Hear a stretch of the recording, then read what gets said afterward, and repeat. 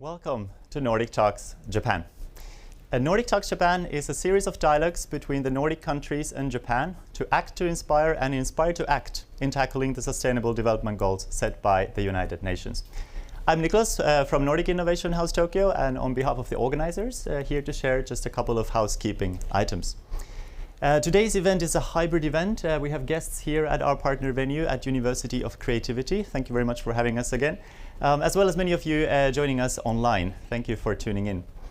Today's discussions will be held in English. If you wish to follow the simultaneous interpretation available, if you are with us at the venue, please log in to the right channel on the receiver, or if you are joining us online, choose the right language from the Zoom toolbar. Today's discussions will last for about 90 minutes. We will have opening and closing remarks from Nordic ambassadors to Japan, and in between a fascinating discussion about food systems innovation for the safe and sustainable foods of tomorrow. So on behalf of all the organizers, we hope that you find today's discussions inspiring.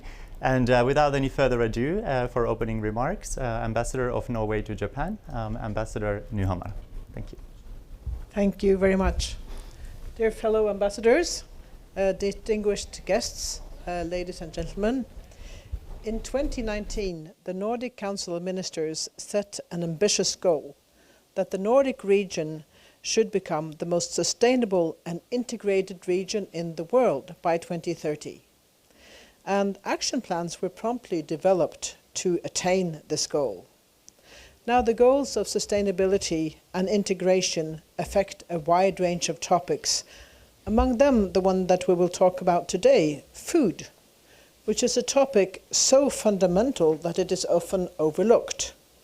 However, obviously, access to healthy and safe food is core to human survival, and it's a constituent part of the entire social development goals, Sustainable Development Goals agenda.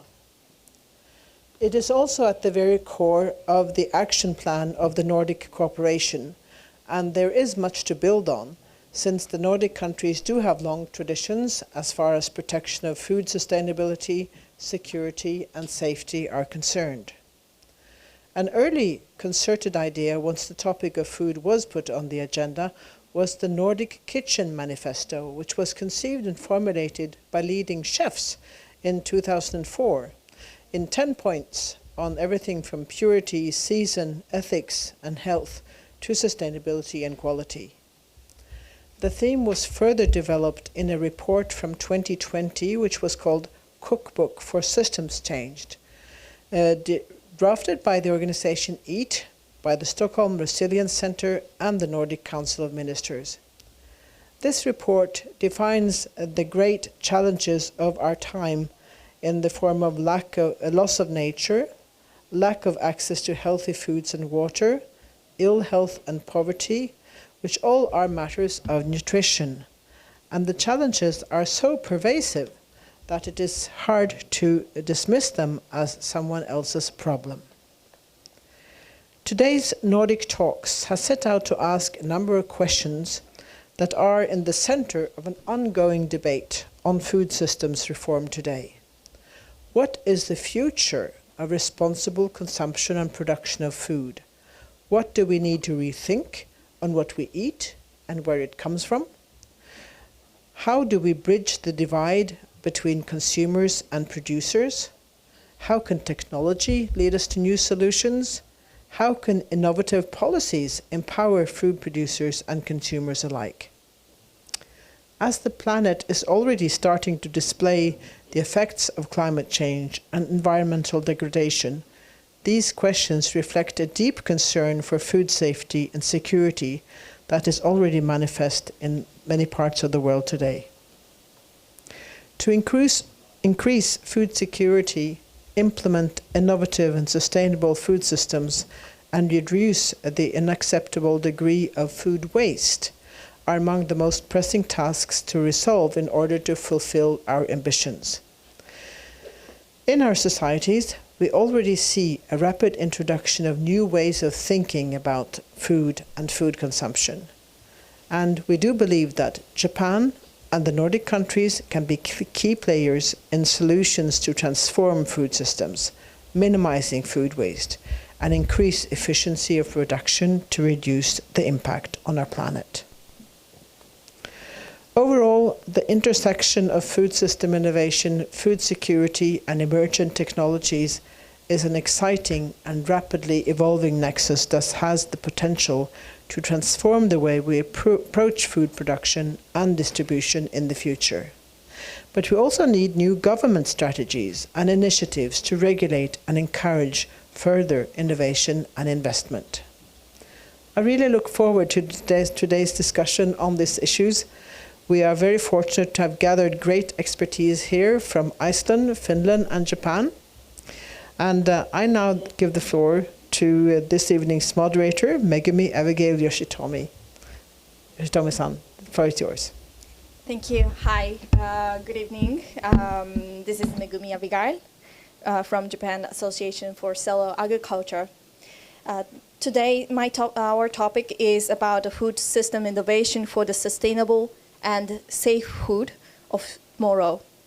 And it will include like what is the issue of the food system today, or what kind of food system innovations are there, or why those innovations are important, and what kind of actions we can take to understand, promote, or even propose better solution to the issue that we have in the current food systems. Or instead of consumers, should the business operators or the government make the largest effort to create the sustainable system? Or if not, what is the reason? So we would like to discuss such topics together with all of you. But some may feel that why this talk is so important and why we need to spend like almost 90 minutes to listen to us talking. You will have a Q&A session, by the way. And this is a kind of a background. And almost all of today's audience may agree the importance of increasing food security, implementing innovative sustainable food system, and solving the food waste challenge. However, the such fact is not always good enough to convince people change their habit. And I learned that the changing long accustomed habit requires pain, trial, and error. And you may need to make extra effort to fully implement responsible consumption in your standardized daily life. So today I would like to have a conversation with the wonderful guest here to try to give you the courage to change your behavior as a customer, a consumer, or as a government officials, or as a business operators. And thank you for the opportunity today. So as a quick intro of myself, I'm the representative director of Japan Association for Cellular Agriculture. This is a it's a non-profit organization which is focused on policy recommendation for the cultivated food, i.e. like lab-grown meat. Maybe you've heard of that. So please, could you have a quick introduction from Julius about your activity and the background? Yes, my name is Julius Kristinsson.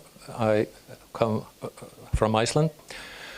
I have a PhD in biology, where I studied some food science also, and also business administration.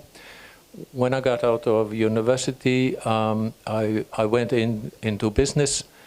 Mostly, I'm a co-founder and a pioneer of over 10 companies that mostly are technology development companies related to biosciences. I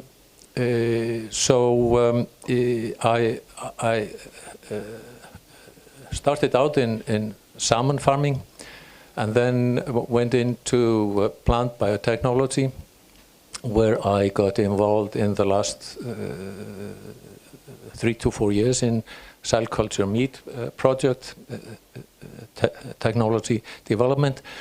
And in the last year or so, I started my own business, which is in technology development in shellfish culture. Now, if I reply, why am I in this business? Well, through the the preparation of the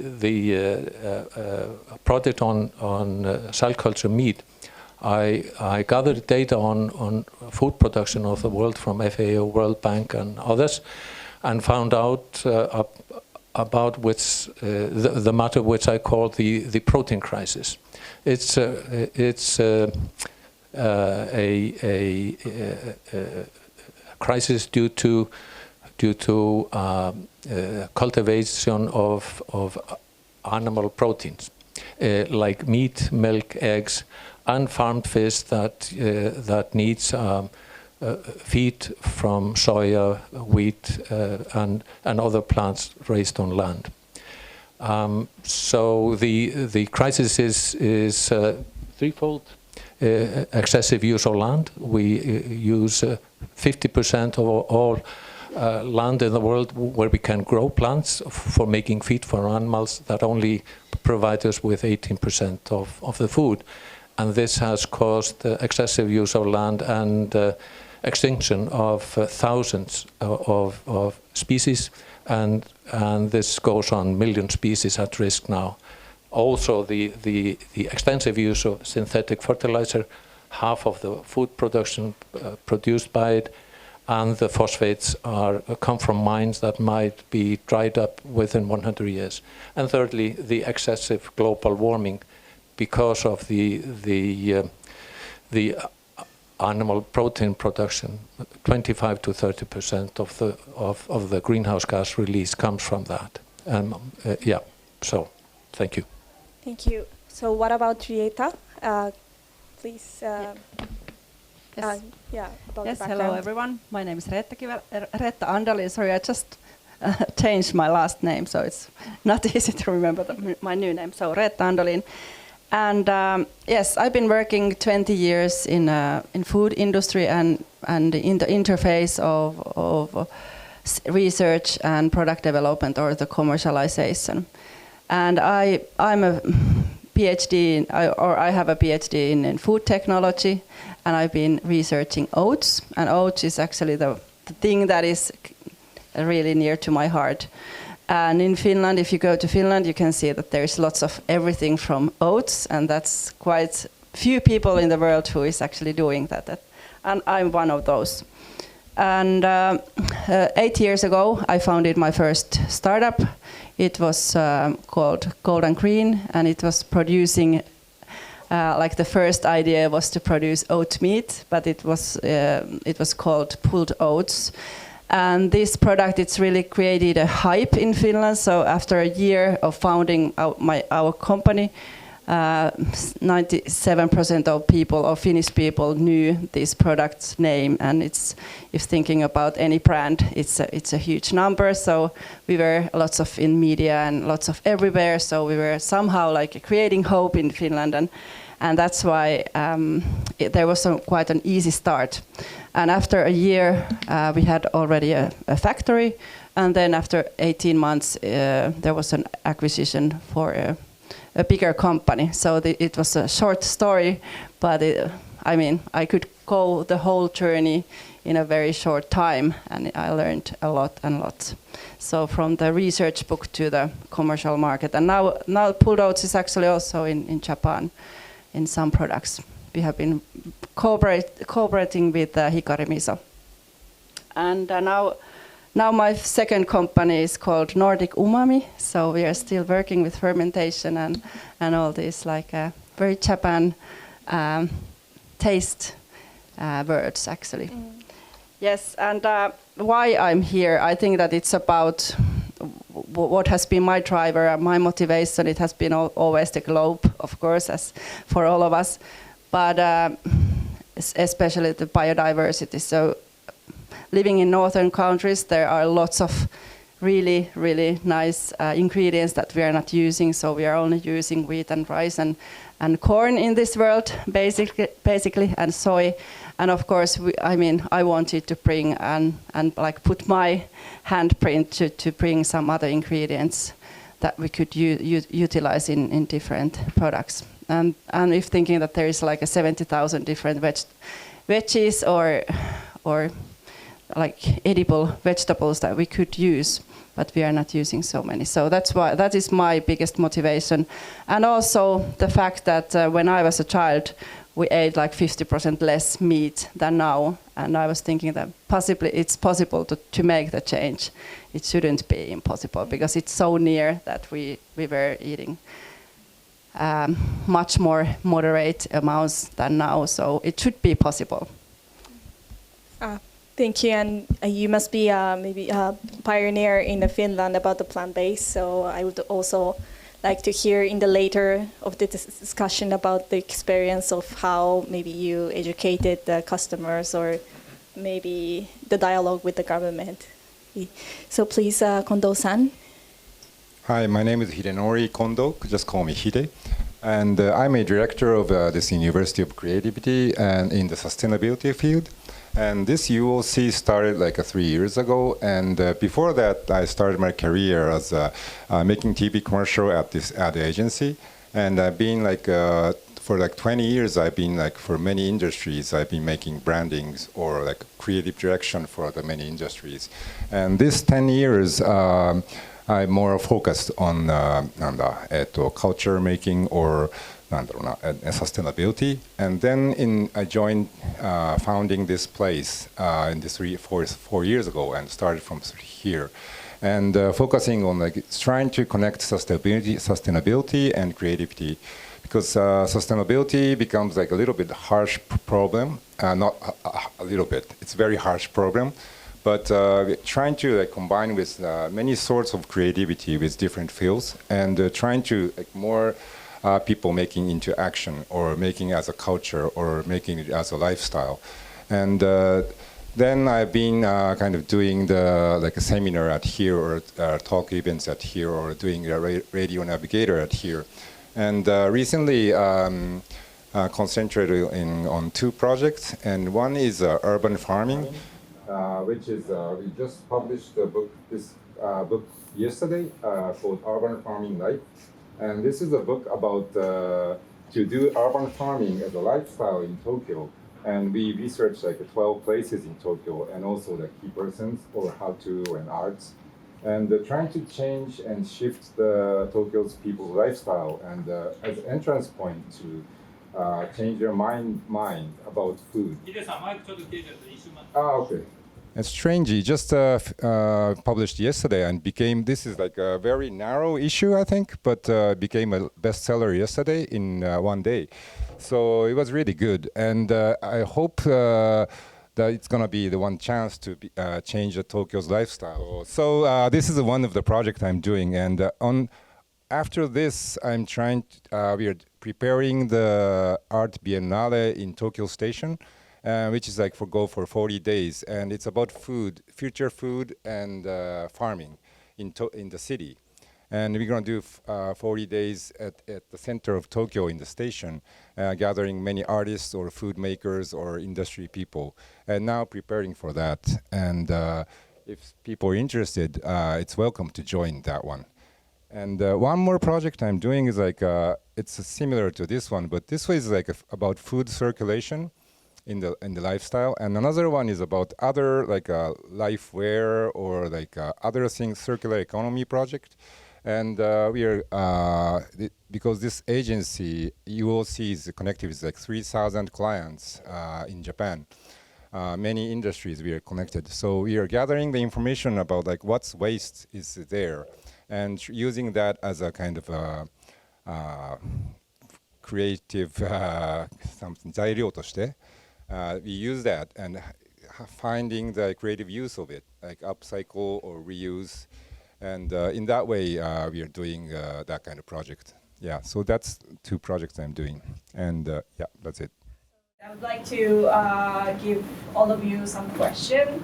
So one is about the responsible consumption. So what do you think the responsible consumption and production of food today, and how it's like to be in the future?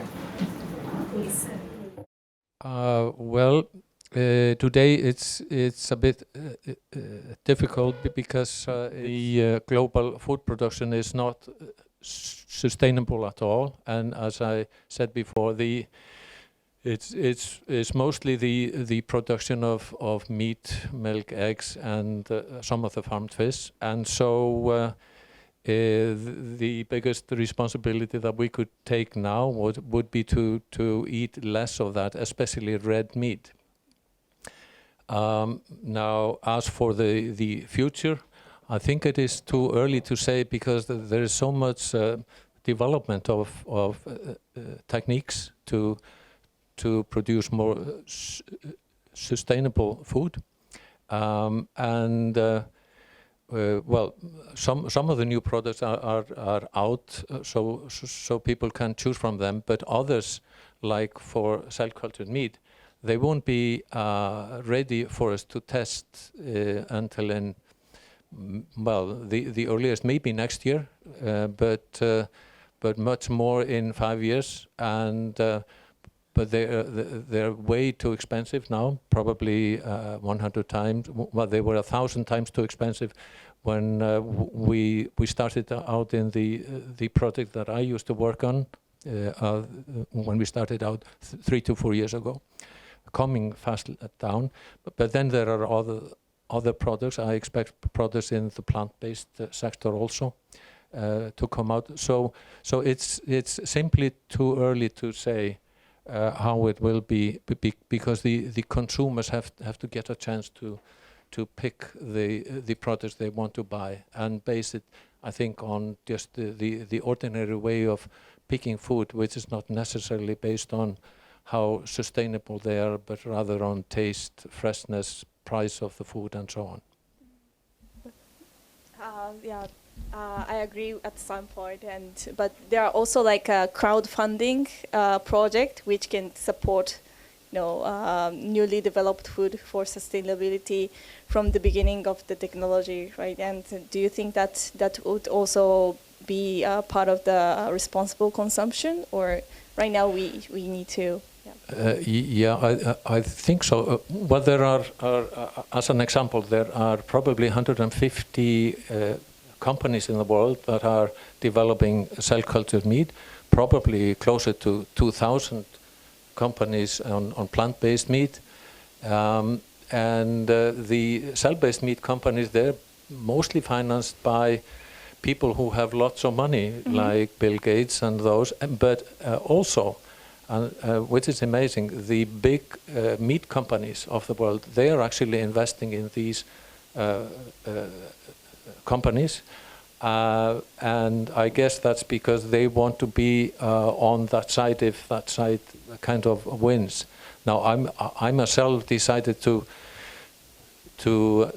start up a tech company, actually 2 of them, in cell culture, in shellfish culture, and that's because the resource in the ocean, the phytoplankton, is so huge and it's not very much used.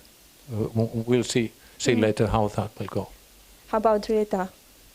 Yes, I think that as Julius was saying, food system is a huge system, so and it's in our everyday life, and there's lots of emotions and culture and everything. So, and if you're just thinking that the consumers are doing all the work, that's not what is realistic, because it's about our everyday life. So we have lots of things to do. So we can't be the ones who are changing it all. So I think there are different strategies. As said, that there is like changing the system so that the consumer doesn't need to do anything. And one answer for that is like cultured meat. If there is the price point and everything would be there, then it would be the same chicken as we are eating now. So that's the idea there, so that nothing will be changed, only the system will be changed. And then we have, for example, plant-based, where we need to educate people to, or we are actually trying to innovate, as I usually use a word like bridging innovations, so that we are trying to bridge the gap so that it would be easier not to go straight to the lentils, for example, but you could have something that is similar for your minced meat, so that we are easing a little bit their like everyday habits. But what is happening in future to the plant proteins? That is a really good question, because now there is the first generation that is helping some of the consumers, but as we have seen now the market has kind of like stopped growing, so it's not growing anymore, and that's something that everyone is now really concerned. So we need to do the next generation innovations now, and yes, so that there are. I mean, we need lots of different ways of doing that, and it's not only just like putting different products to the shelves, but we need to do other things as well. We need to affect values. We need to have this kind of like sessions where we talk about things. We need to communicate, and we need to teach kids, and we need to like create also with kids and young people and so on. So there is lots of to do also other things, but not only like technology and products, but also the values and concepts and how we are defining things. For example, there is one restaurant in Finland which I really like the idea that usually in Western countries all the foods are named by the meat, but they have named by the vegetables, and then there are like sides and they are the meat. So you can have meat, but it's only the extra. So eat vegetables and then you can have some added on. So really small things how you can like change how people are thinking and like help consumers. So that I don't believe at all that it should be like the self-restriction of people, so that now I'm a better one, but there needs to be some award for all of us why we are changing. And as we are in urgency, so now like all kind of like innovations are needed.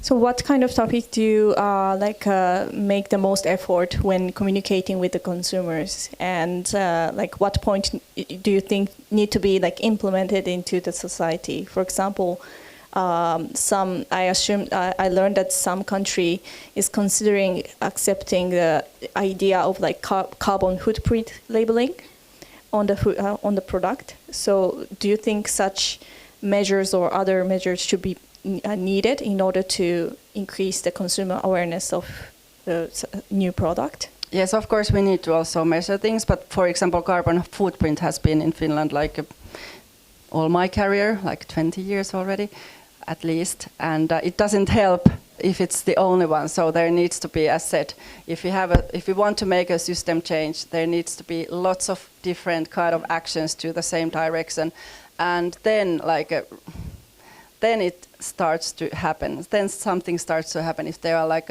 many different kind of messages to the same direction. So that is the problem, that if you have only one like technology that we think that okay, so this is solving everything, or then we have some products, this is solving everything, or if you have a labeling, so it doesn't. I mean, there needs to be like the change in the thinking and the change in the values, and it takes lots of effort.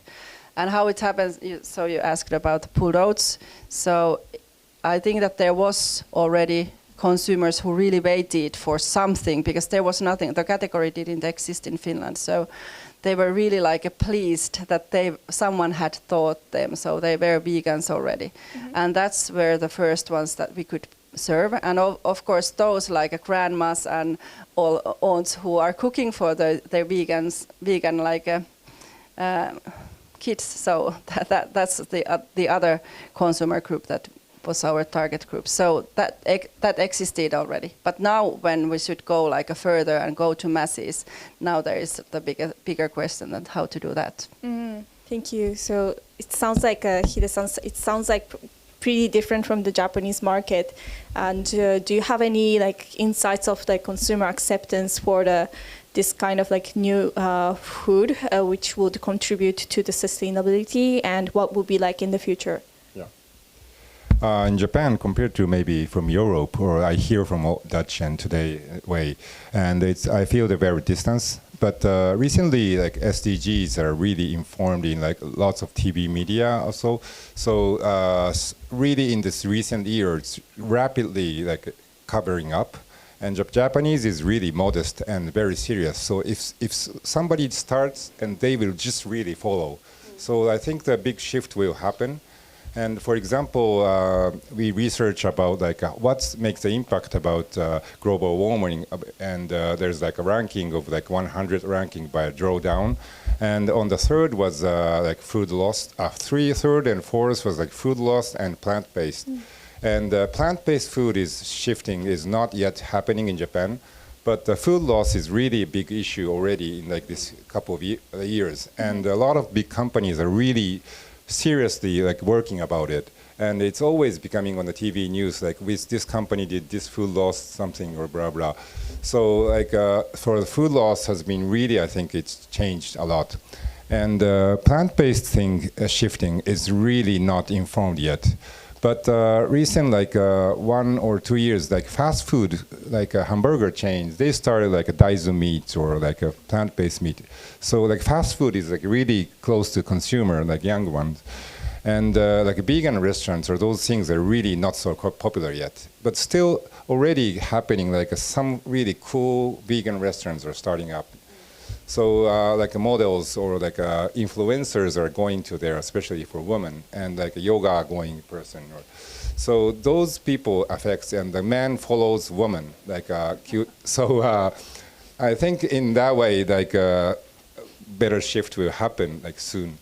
And in this you will see we are doing the project or like a workshop about those plant-based or food loss and trying to do that. And also at this Biennale in this fall, we are working with like with a department store and using those food waste and then making a compost at the station and then using that as a micro farms in there. So making like a really long farm temporary at there and going to not temporary, but doing the compost all the time with the JR and those department store. So in that way, also the compost is becoming really popular in Japan, which is utilizing the those food waste. And Japan in Edo era was like is really well known as really sustainable country. And in this 100 years, we really forgot all the things with the modern civilization. But now, I think in an updated way, we are kind of refining the sustainability of the tradition Japanese had, I think. So I think, yeah, there's a possibility, and Japan can be one of the leader of the sustainability with technology, now-time technology also. But do you see any, do you feel any negative response from the consumers, when you would like to try to implement new novel food to the society? Some may feel that it is being pushed by somebody about the new to be accustomed to the new diet, or about maybe you can mention about insect food or other some novel food may be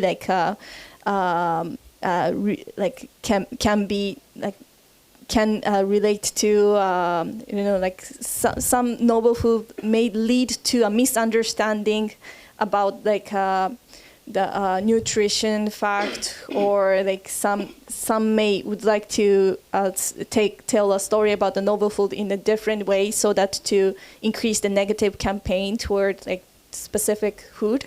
So do you feel any kind of activity in Japan, or I would also like to hear about your local consumers' response from both Finland and Iceland about the noble food? I'm sorry, I don't understand what's a noble food is? Sorry, it's a noble food is a food without any consumption of history.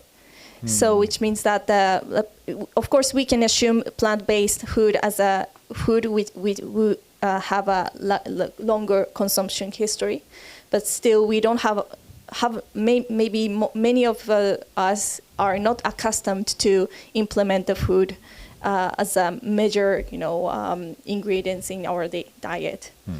So it would also include cultivated food or fermented.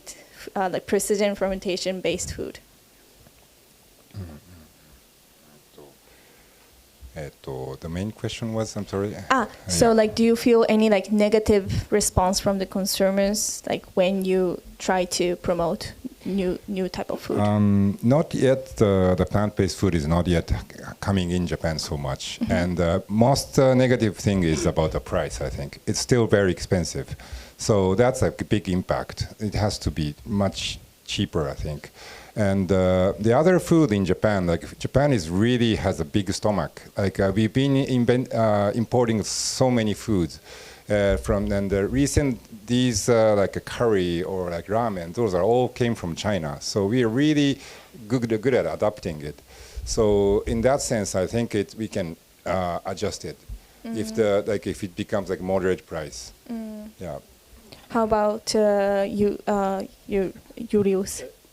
Well, I think the new food that we are making is the new food that we are making. It simply must be better than the options that we have now. We should not fight the present food or the present system, but make a better system that makes the other ones obsolete. So I think the most negative things that I've heard is actually from farmers. Farmers that feel that maybe they might lose their business if some other meat or milk or whatever comes in. And we should expect that. And for that, it's very important to then tell about the new food that is coming and tell the truth about it, whatever it is. And the only ones that will succeed will be the ones that will be better on all accounts. Better. They must taste as well. They must be as fresh. They must be as healthy, at the same price or lower. And all that. These are the matters that count, and then it's important to tell the public and the consumers the truth about it, and help people in governmental bodies and politics to really support the best options.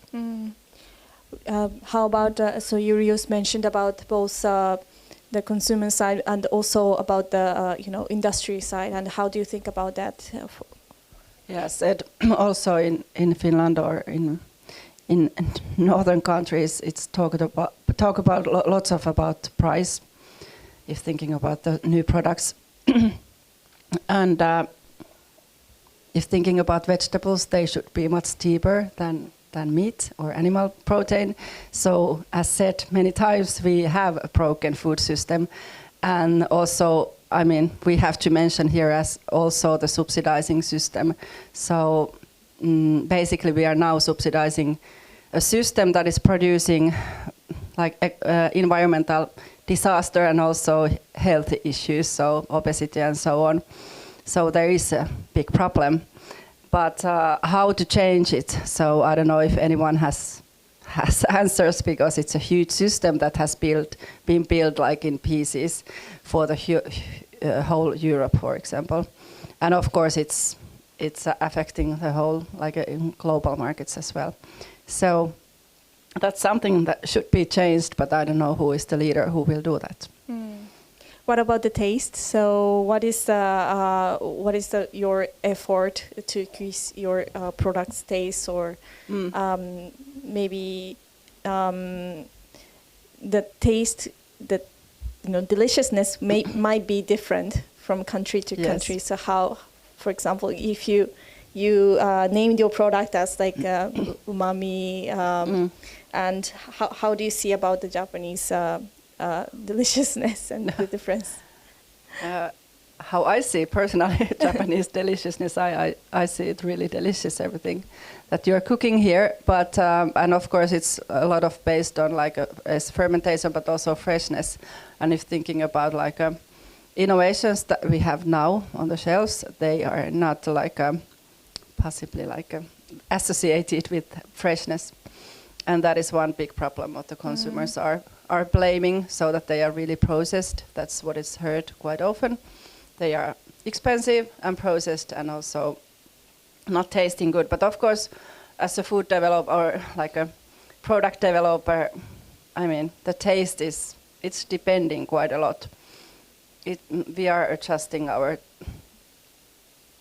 I mean, the taste is adjusted if there is quite a lot, if there is a value behind. So, for example, protein bars, I remember the time when they came and everyone was like, what is this? I will never taste it, but now we are using them because they are doing good for us. So I'm not so like straightforward with that taste. So, but that's what is always said. So price and taste. But I think that it's much more than only these two attributes what we need to change in those products. So there needs to be, for example, the user interfaces and all those. I mean, there are lots of different consumer groups. It's not the only one consumer group we need to reach. So we need to find really carefully different needs and then tailor-made the products for them. Thank you. And Reetta mentioned about the food labeling, so maybe I would like to move on to the topic about how the business operators or the government who define the novel food and the food labeling or maybe food safety standard, especially for cultivated food. So about so I would like to maybe address a question that how do you think the business operators and the government should make some effort to promote the novel food industry? From Julius, please. Yes. First of all, I think the governments need to support very well the development of new ways of making high protein food and high quality protein food, and it's through developmental financing. I think that is most important for the time being, and then after some years we will know which new ways and which new products will be out there. But we are having many many types of new technology right now, and how do you think the government can select which technology to promote and which to wait for a while? Do you have any thoughts about that? I think there will be many, but it will be the consumers who choose the winners, and they will choose it on the normal way, just by taste, health, freshness, low price, and just the normal things. Thank you. And how about Reetta? Yes, if thinking about the field of food startups, I think that there could be even more ideas and good ideas and new technologies coming. So I don't see that it's like a full field of good ideas already, but there could be more. So we are now, if thinking about food innovations, there's always the hype, and then there's the depression, and then it comes like the stabilization, and now we are in a hype with the cell-cultured meat, and we are talking lots about that, and it's gonna solve everything in future. And a few years ago it was more like plant-based, and now in depression is, for example, insects and plant-based as a little bit as well. But then, for example, plant milks, they are already going to the stabilization, so that there are consumers who are using them not only because they are strictly vegans or something, but because they just like the product. So there is the evolution of these technologies, how we are talking about them, and evolution of also innovations, how they are living. So I think that there needs to be the support, and as said, there is a lot, at least in Europe, support, and there is a good financing situation for food startups right now, and for all the good ideas. I think they are just really wanted. And yes, now I forgot about what I was wanting to say. Yes, that's pretty much. But yes, about the regulation, was that something that you were, because I think that there needs to be the regulation. There needs to be some system. It can't be just wild, so that we are just doing whatever and we are saying just whatever. And when it came 20 years ago, of course, it was a little bit shock, because then you can't market anymore so easily. But still, I think that it's good that we have it, even though it's a little bit heavy for startups, for example. Just to have for example, if we have like our strain in our Nordic umami company, so it takes like few millions to get it to the market, and it's a lot of money for a small company. But still, it needs to be there because it's about food and something that you put inside you. Thank you. And about Hide-san, for example, I advise the Ministry of Economy, Trade and Industry about how we can create a system which can encourage customers to pay extra premium to the product. And often, there aren't so many ideas right now, and we can maybe put some eco point to the products.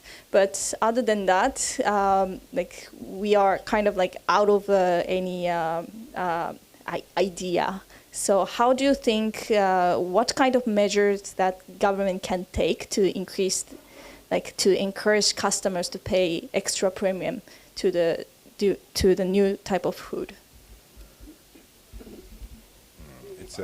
It's an easy one. Easy one is better. Yeah. Actually, なんだろうな. So we also work with industry economic bureau with carbon neutral and things. And in that time, what we did was we gathered a lot of really enthusiastic companies, and also with the bureau. Work together for the long time, for 1 year, 2 years, and make the rule together. So make the criteria together. So that was for the carbon neutral making rules and trying to make the market as Japan's original market also.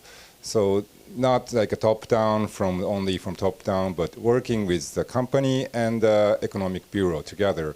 So in that way, I think for the food system also, they should work with really those new startups or big companies, food companies together, and trying to find out what new criteria, I think. And also Tokyo prefectures, mayor there was doing last weekend also, they were doing food event. But for looking from me, it's still it's hard to say, but it's a little bit old criteria. It's a delicious food. Japan is famous for delicious food, but they should add more about the environment issue. So they should add that and then make the new criteria. And I don't know exactly what to do, but they should work with those really enthusiastic, real earth conscious new companies, I think. Yeah. But how do you think when you will create such new criteria, how do you think you can implement the consumer's opinion? Consumer's opinion, it's hard.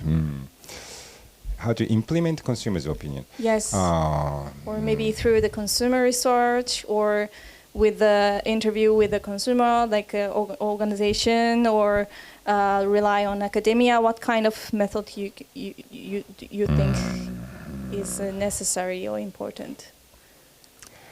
I don't know. We've been doing a lot of marketing research with a lot of companies in Japan, but usually it doesn't work too good. If the too many research is it's just finding just a normal answer. So maybe more new people, or a really small amount, and then deep in research. From my small experience, I found that more reasonable. So please.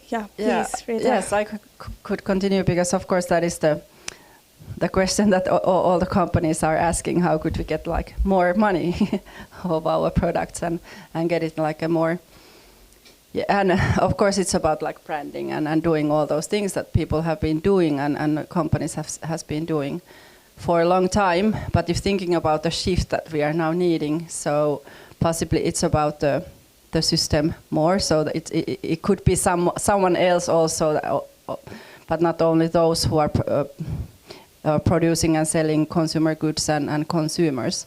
But there is lots of talk about, for example, the role of retails, or could there be some other channels that like couldn't take the 40% of the profit, but nowadays it's there is lots of power in one point in the long like food chain. So what is the innovation to change this channeling, how we are buying food?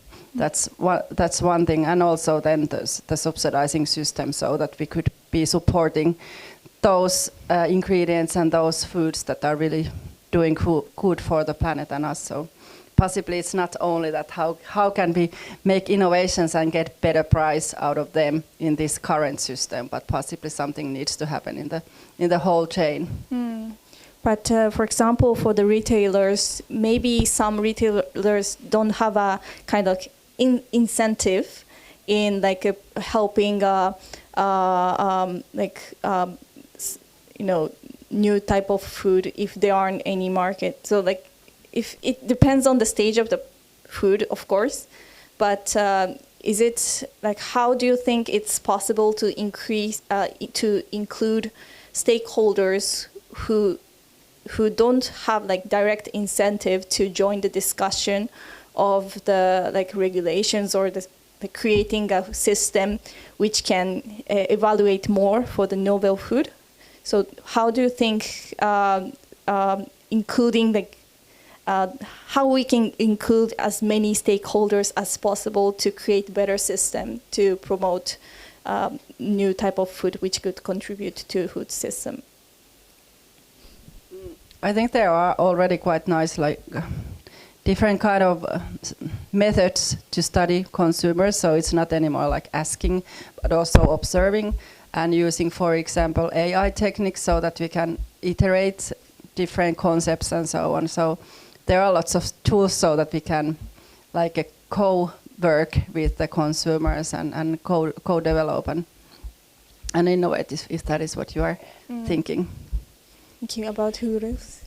Yes, I was wondering. Well, if you can convince the consumers that a product or a set of products is simply better in the manner that they evaluate, then you're no longer sort of trying to push the product through the value line or the value chain, but you have a pull at the other end, and that I think makes very much a difference, and I think that the best way of doing it, maybe the only way, is that we simply have to develop better products, products that the consumers or those who buy the food, which are mostly women, that they actually value the products more than the present products that are there now. So maybe the pulling from the consumer side would be necessary to promote stakeholders on the value chain to join the discussion for the new kind of like food system. Is that right? Yeah. I think so. For me also, how to change the situation is like not only to change the new style of luxury. Like for example, before like a movie star was eating like a good steak or something, and in all the movie was eating good steak was there like movie star celebrity, but now only the who's eating steak and in the movie is only like a gangsters or something. But so like in Japan also, like if we can change the like how is this is very luxury. If we change the luxury, people wants to become that. So if we eat like vegetarian or if we vegan, if that becomes a luxury. So for me, I'm using the art as a kind of changing luxury of the food taste or food lifestyle. So making really high-end, only for like 10-person something dinner, but then documented, and make it as like questioning the food system or questioning the new luxury of the food. So in that way, that's I think one of the way to changing the lifestyle icon, to change the new way of lifestyle. So, for example, like if, let's say, a startup invented a new technology of the food, and would like to would like some celebrity to help, spreading the idea, like how such a company, like what kind of option does the company have? Like for example, we at UOC we don't have money. Actually, we have places, but we don't have so much money. Really small money. And we made a project. For example, we made a project about like a 7 days menu for the meat lovers. But in fact, it's like only eating the meat on the end Sunday.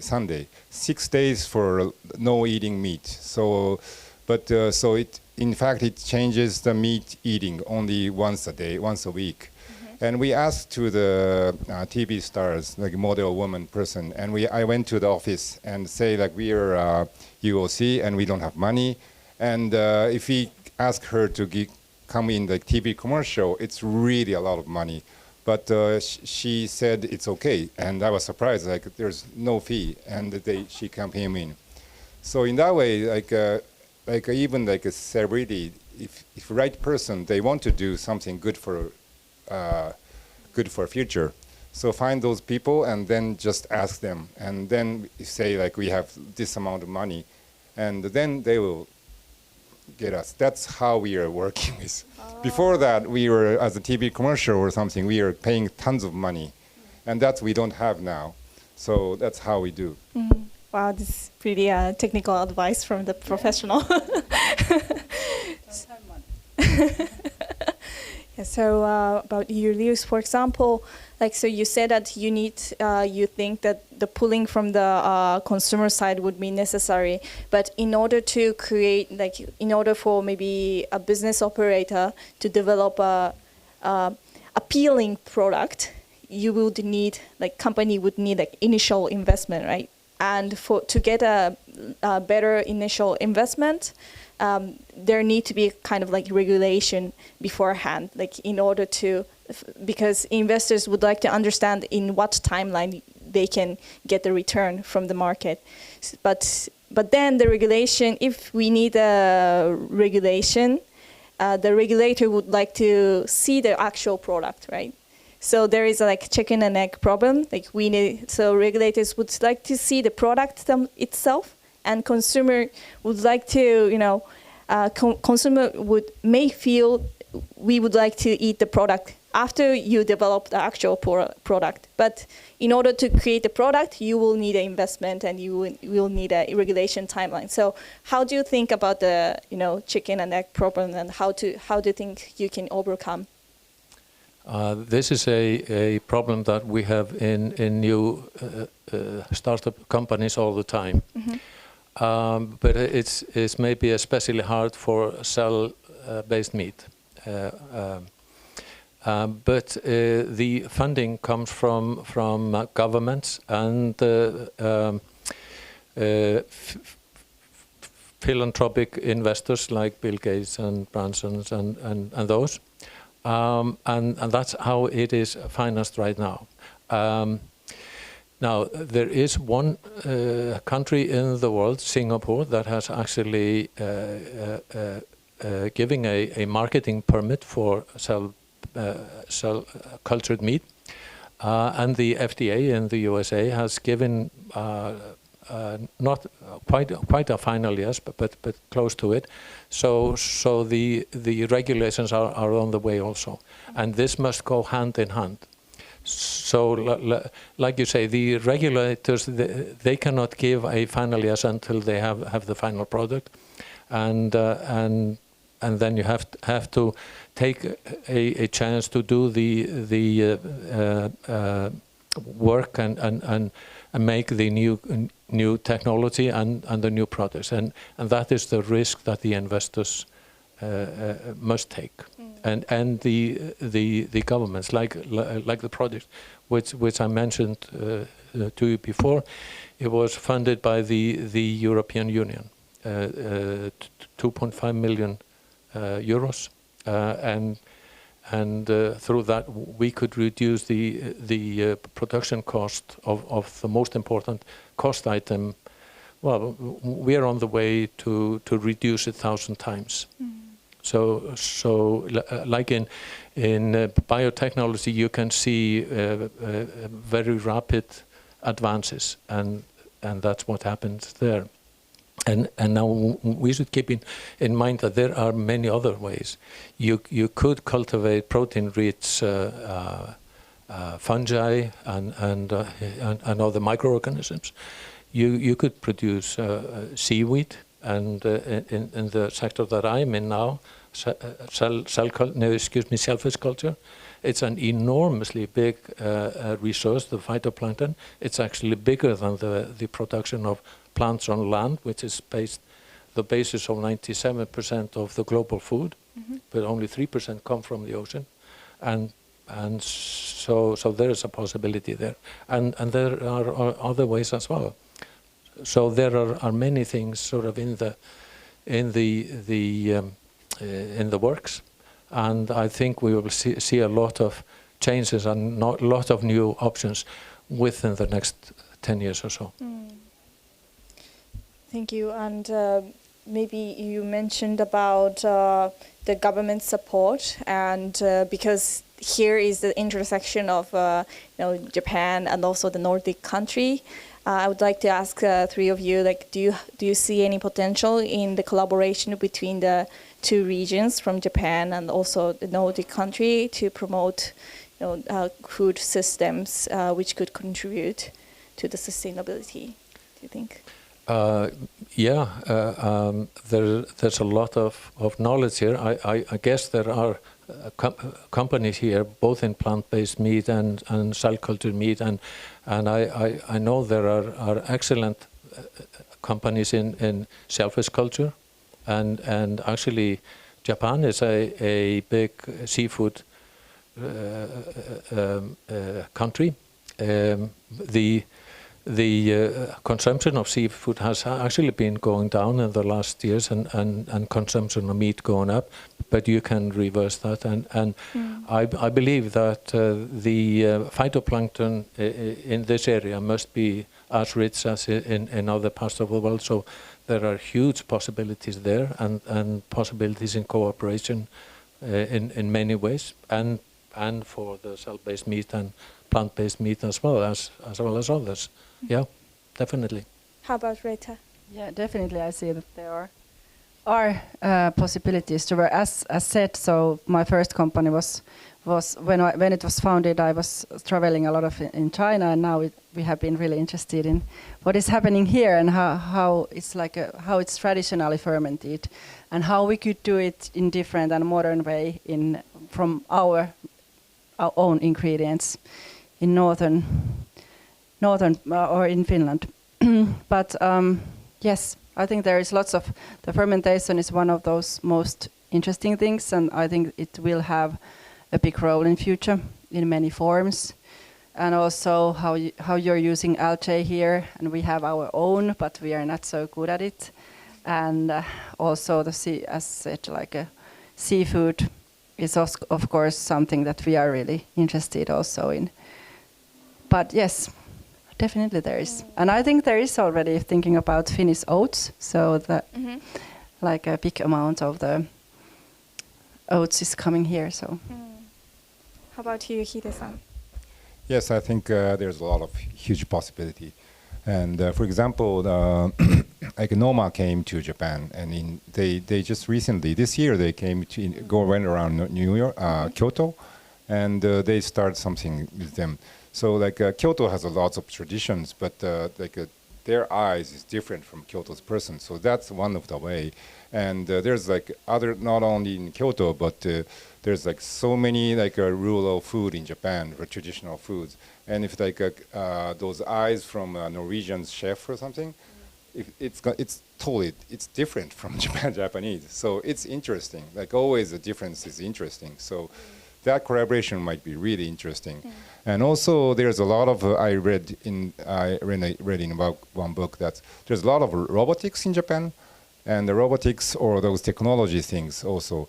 So if those Norwegian chef's eyes or chef's taste with the robotics in Japan, or if combines, that would be interesting too. And it's vice versa. Japanese chef go to there, and so the collaboration, I think, is a huge possibility. Yeah. Pretty interesting idea. A lot of ideas. Thank you so much. And okay, so we still have like 20 minutes, but I would like to maybe allocate some time for the Q&A. And maybe I would like to start the Q&A. Yes, I need to ask as the last question before we go to the Q&A. I'm sorry, I almost forgot. But as a conclusion of today's talk, I would like to ask three of you to share your thought about how we should take action on the issues that you're focused on in our daily lives. And maybe it could be a kind of like I would like you to all of you to maybe encourage the audience. What kind of change, like daily change, you think they would like? What kind of change do you think we need in the daily life to contribute to more sustainable food system? Well, in our private life, to reduce food waste in our homes and eat less meat, especially red meat. That's the first thing. Mm-hmm. And then maybe not buy so much food that has been flown in, because flying causes a lot of release of greenhouse gases.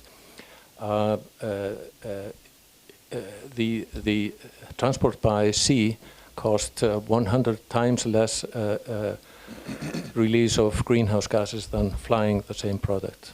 Mm. So that's my 5 cents. Thank you. And how about you, Rita? Yes, I think that we could all enjoy and explore more about veggies already, because they do exist. And we could think that the diversity in our diet is good for us as well, not only for the globe, but also for us.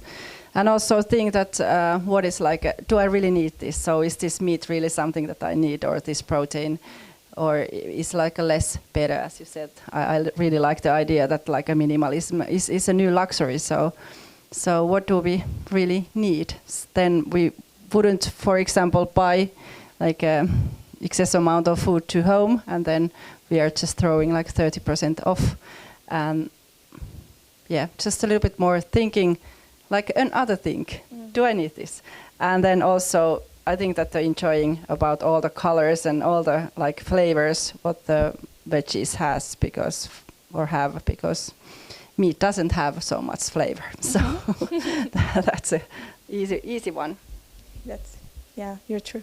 Please, I totally agree to both two you said, and apart from that, I totally agree to that, and I'm following that, and which I'm in these 3 years myself has been changing. I loved meat, and I still love meat, but I really stopped eating a lot of meat, and eating a miso soup and rice and kimchi and natto, which is very much fermentation food, but very simple food, and I made my lunch into that, and that is really easy to make and really fast. It's a fast Japanese traditional fast food, and it's really healthy. So I'm doing that. So, and at first I thought I need some fried meat or something together with it, but got used to it. I'm really okay with it, and my body became lighter and really healthier, better after that, and so.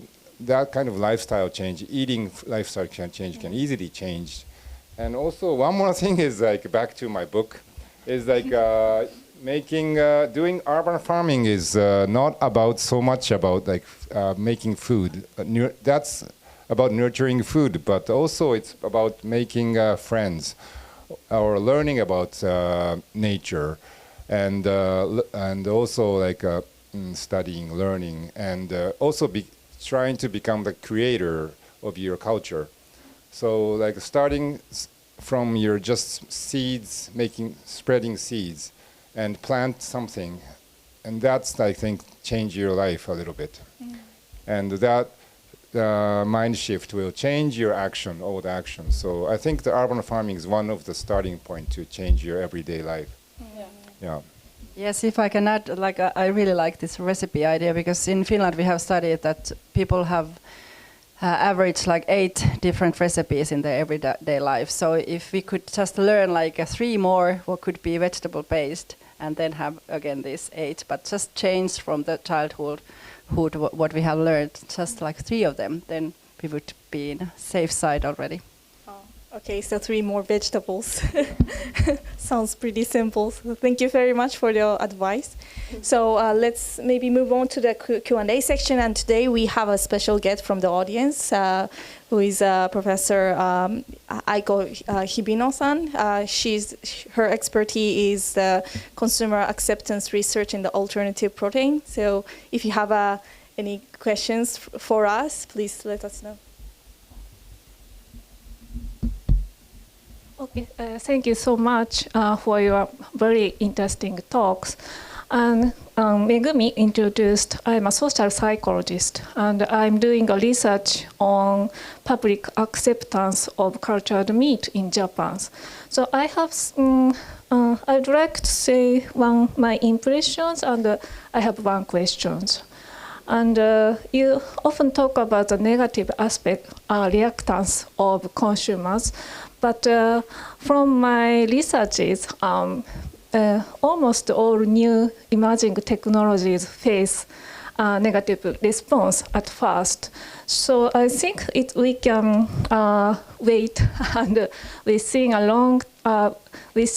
a process of interaction between consumers and developer side. I think one of the important things. And of course, to introduce new technologies, it is also important to utilize a cultural framework. For example, in Japan, we have some kind of a cultural framework of mottainai, or like a kind of a sustainability, as Hide-san says. So I think we utilize such kind of a cultural aspects, and we also provide some information about risk of new technologies. I think it's one of the key for introducing new innovations into the societies. And I would like to ask a question, all of you. Is sustainability societies includes various areas, not other than food. For example, healthcare or diversity. So, yeah, your talkings and your innovation is really interesting and inspiring. And I'm curious. So, in what areas do you think these food innovations will spread or connected with? So I am very happy if you give this answer. Maybe from Julius. Yes. On the first point, on the negative view of new food or any new thing, this reminds me of the first years of the gene-modified plant food, which faced a great resistance in the world, especially in Europe, 20 to 25 years ago. And there was a lot of disinformation in that debate to begin with, and the sort of the governmental officials and politicians, they were not ready. So they kind of folded in Europe, and so gene-modified food was really banned for 10 years until 2008, I believe. But it has been coming back slowly in Europe. At the same time, as there are millions, actually billions of people that have been eating gene-modified food for 20 years, and nobody got sick, as far as I know. So this possibility is real, I think, and the only way to overcome it is to provide the correct information about all the new possibilities all the time, and then if this food is actually healthy and good and sustainable all the way around, and also good for the consumers, in the eye of the consumers, then eventually it will get into the market, but otherwise not. But it may take some time. Well, I'll leave it at that for the time being. Thank you. So, yes, I think that Julius was saying quite a lot what I was thinking to say, but I was thinking possibly I could trace here, it's not straightforward answer to this question, but we have in Finland, just an example, we have in Finland a system like a public food service for kids, for example, in schools and so on. So that is a quite great tool to make any changes and like also the research how the new things are going there. And now when the decision makers has aligned that there needs to be more vegetarian food, like is it twice per week, then it's really seen in the different companies that we need to be more innovative to produce the ingredients for the chefs who are making the food. So already like one small decision that just like have it two days per week, it has lots of like effort in the field. I think that is I've been really excited about that it really happened in Finland, because there has been lots of debate that is it possible to force children to eat vegetables, but now when it happened, it's just okay for everyone, and it's quite easy way because everyone is eating what it's served. So. And how do you define your product as do you define your product as sustainable, like eco-friendly type of food, or do you want your consumers to recognize your product as like a healthy food, or what kind of message do you think it's important? It has been studied quite a lot, because of course we wanted to be like a environmental healthy or sustainable food, but as when the consumers were studied, it's quite easy to notice that, for example, healthiness is more attractive, and that's why we have been using, for example, those products that I've been working with. It's been more about the healthiness. But of course, in the umami products, it's more about the taste that we can bring to the veggie products, and that's the idea behind our umami sauces. Okay. So, do you have like any additional like comments on the?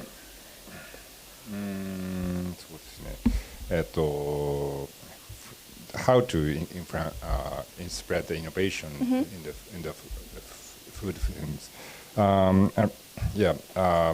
Just maybe refrain about the school thing is for the younger generation is like it's one of the things I think should do.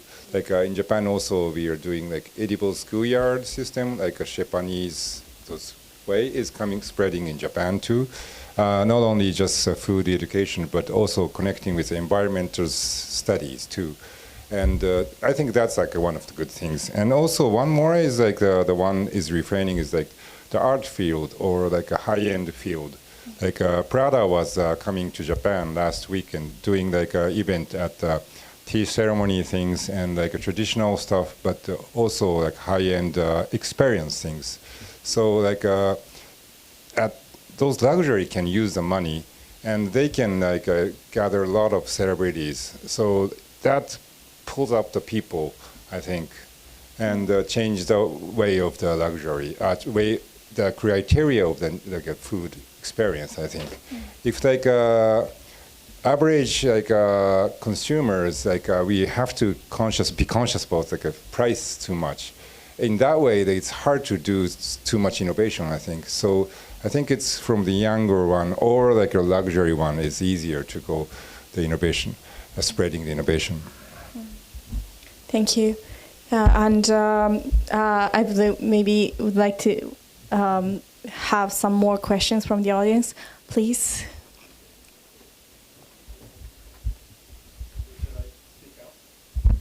Maybe some more. Oh, yes. Thank you. Ryu Kosaka from the University of Tokyo, and it's been a great pleasure and very inspiring talk. Thank you very much. My question is, the novel food in the EU has recently admitted the crickets, I think, as a novel food, and what were the response?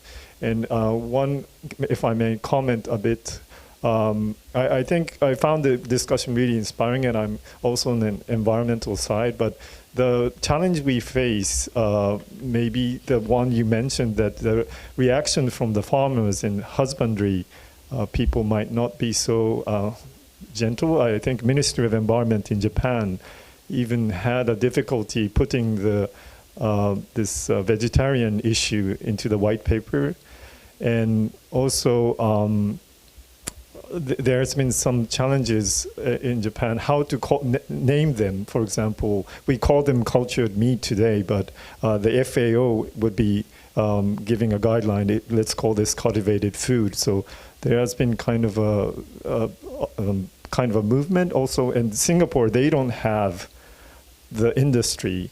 And for example, Hokkaido is about the size of Finland and about the size of population of the same size and population, but they are big in agriculture and they're big in husbandry. So it's not so straightforward maybe to these transitions. So that's kind of issues that I thought would be we might be facing here. And of course, the changing the food diet is a great thing, but it's not as the vegetarian or the vegan foods are not so widespread probably in Japan as we think. So that's my comment, but.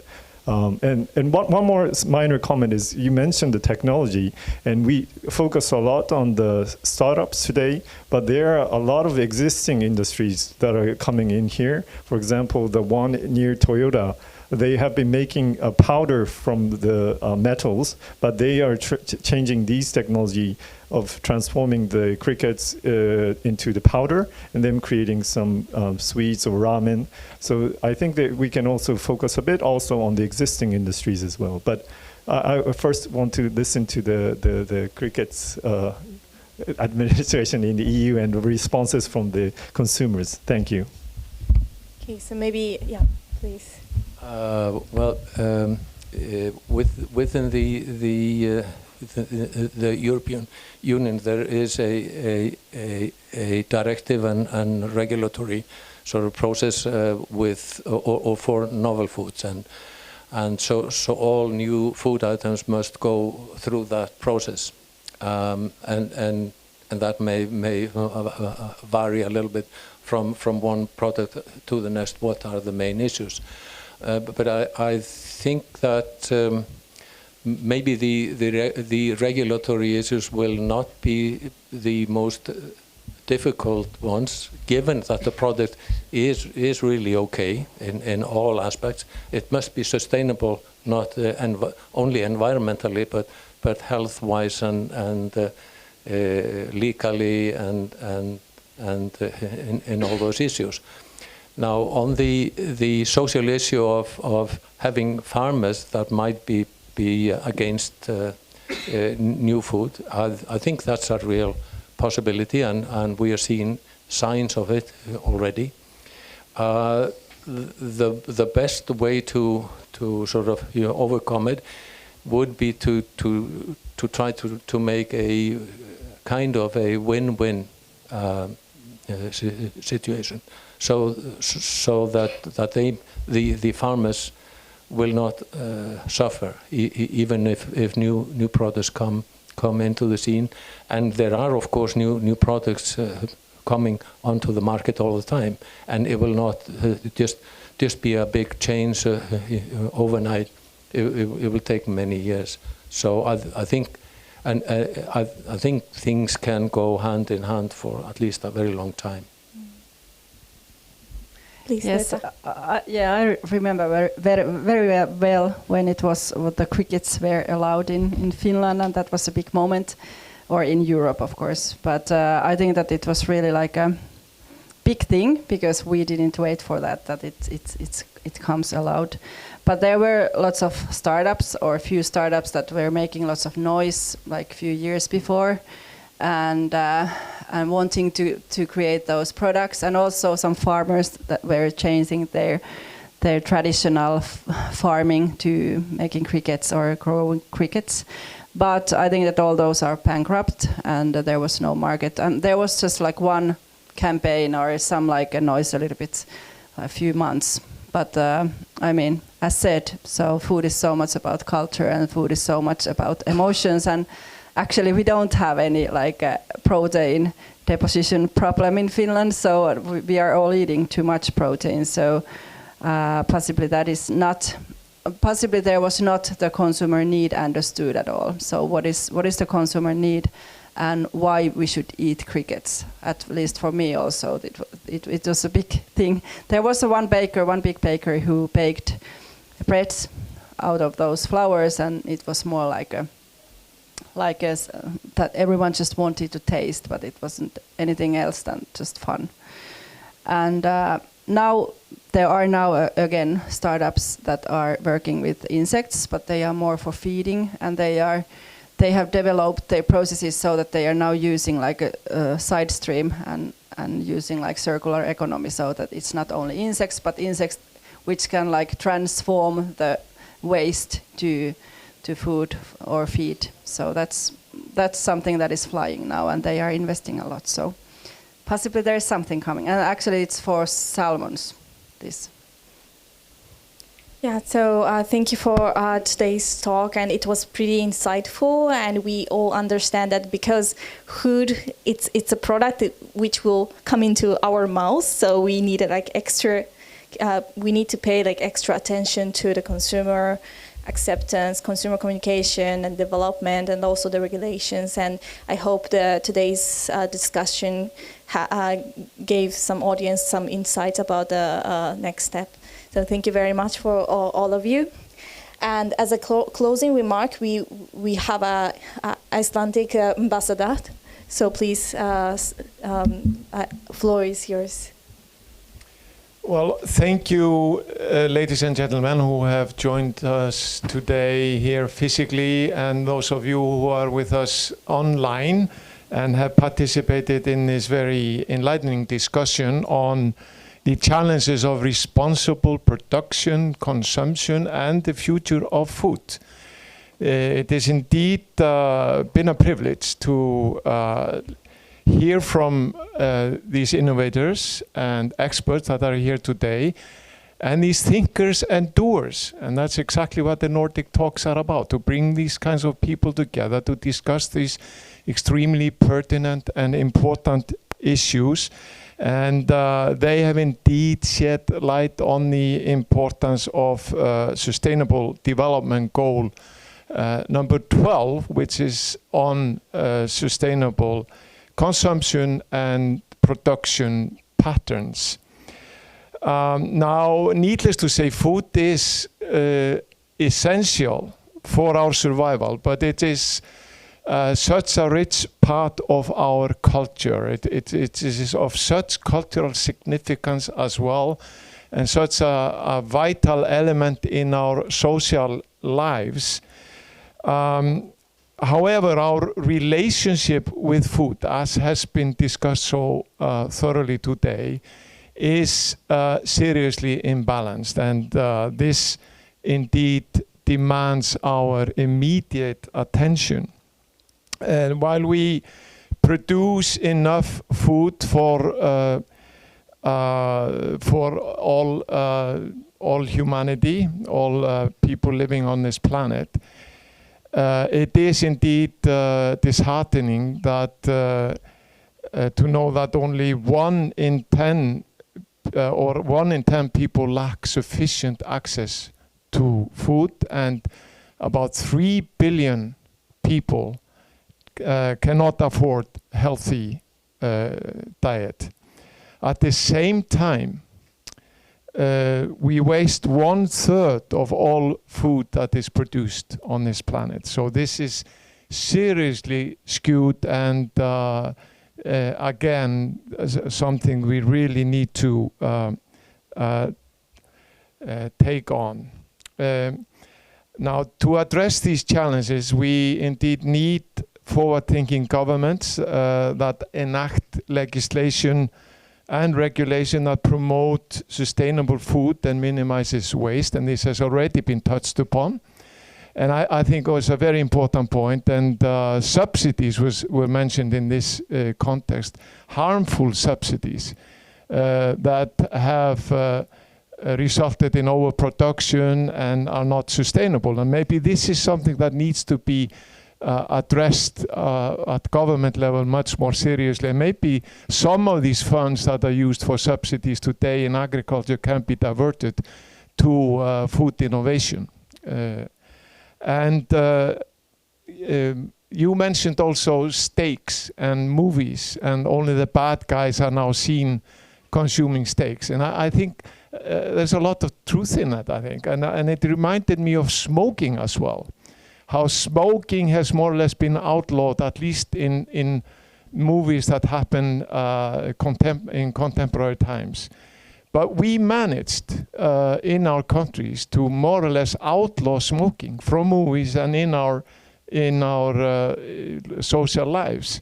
And maybe we can draw inspiration from that.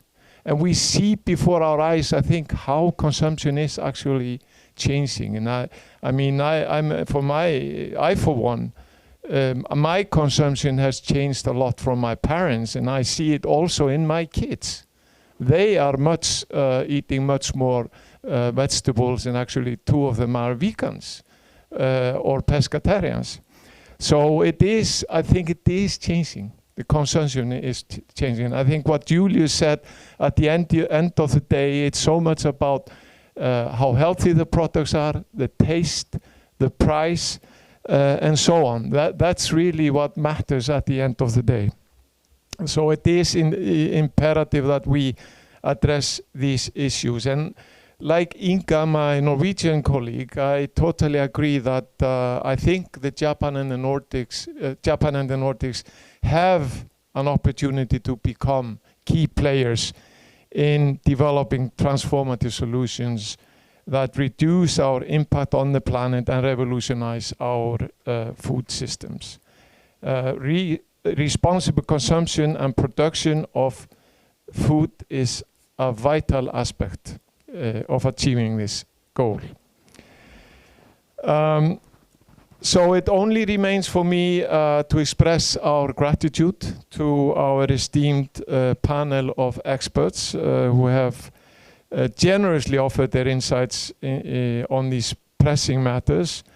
So Dr. Julius Birgir Kristinsson, Professor Retta Andolin, and Hidenori Kondo, who is the director of this very University of Creativity, where we find ourselves. Our warmest thanks for your insights and thoughtful comments. And also my thanks go to our moderator, who has managed to conduct the discussions here in a very dynamic and fruitful way. You have really enabled us to delve into the realm of food systems innovation and the challenges we face in our efforts to create a future where sustainable and safe food is accessible to all, while preserving our planet for future generations. Now, last but not least, allow me also to thank the Nordic Innovation House for assisting us in organizing this event, and the University of Creativity for hosting us here at this wonderful setting. So finally, takk fyrir, takk så mycket, arigato gozaimasu to all of you.